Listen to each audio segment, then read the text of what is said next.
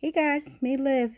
Today I'm back using the Best Witches stamp set from Colorado Crafts in the Lovely Legs collection.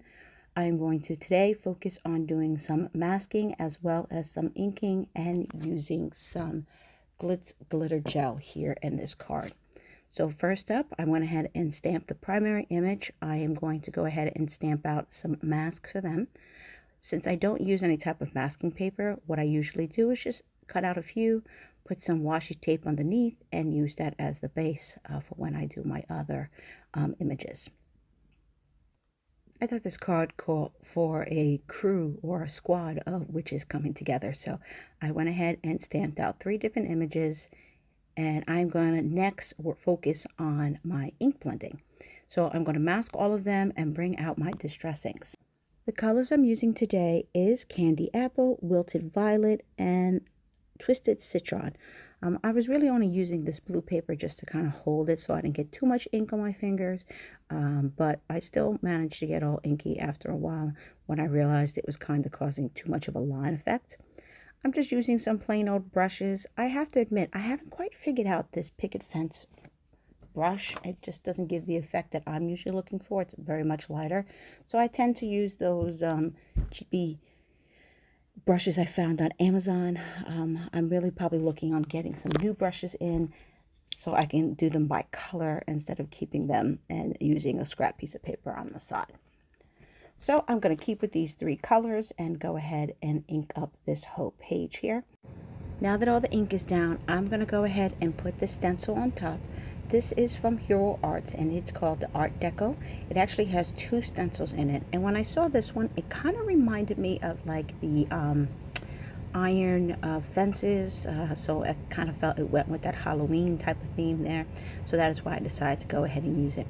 And so basically I'm just going over again with the same colors in the same order over the images. So you'd be able to see the stenciled background, because with adding another layer of color, it'll make parts of it darker and the other parts lighter. So there you see that.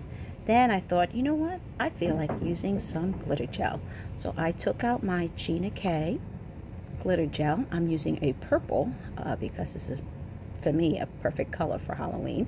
And I'm just going to use it on the top parts of the images to see what it looks like. And I actually like it. So let me put my stencil back down and go ahead and do it all the way across the top part, and then putting it all across the bottom of the image. You do have to wait a little time for the glitter glitz gel to dry, so I had put it off to the side, and with the magic of editing, I am back now after things are dried off. Since I had masked the initial images, I'm going to go ahead and color them on in, and I decided to stay with that same color scheme, with one having purple, one having red, and one having green. So for the purple colors, I'm going to go ahead and use V9, V6, and V5. And for the skin, because it's only a little bit showing, I just went with E27 and E25 for that image that I did on the far right. Then for the one on the far left, I'm going for R39, R37, and R35. I'm going to be adding some colors underneath for the underlayer of the skirt. And then I went just with E11 and E13 for the skin on that one. For the greens, I'm going to use G17 and then go down to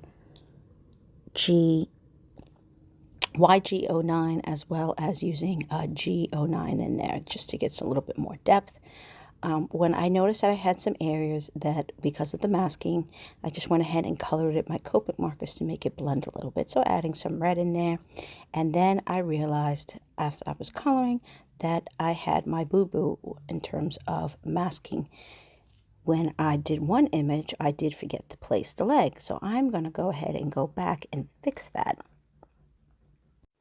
So I put my mask back on there, and I'm just going to take one of my acrylic blocks that I have, in order to place it a little bit better, add some Memento ink into that one area and stamp out that leg that I forgot to do the last time because I must have masked it a little bit inappropriately. But it does definitely work in this case, so I'm very happy about that. And ta-da, there is the girl's leg.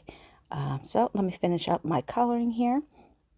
And then I will put my mask on one more time just to get that ink blended in there so that I can have it match the rest of the card.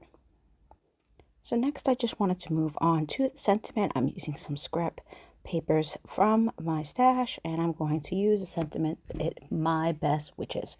Did again some ink distressing on that paper using 2 of the colors. I'm using my Memento ink. If you are planning to use water at all with your project, I would not suggest using Memento. I would suggest using StazOn, but for this, I wasn't planning to do that, so it was perfectly fine. So I'm going to go ahead and make a little flag out of it, trim it down just a little bit, and use my stencil to kind of blend it in with the rest of the motif that I had there.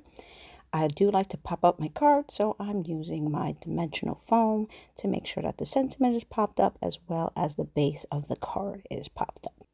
Then I'm just going to add some gems onto the sentiment and my card is pretty much all set. I hope you guys enjoyed this video. Thank you so much for watching and I'll talk to you soon.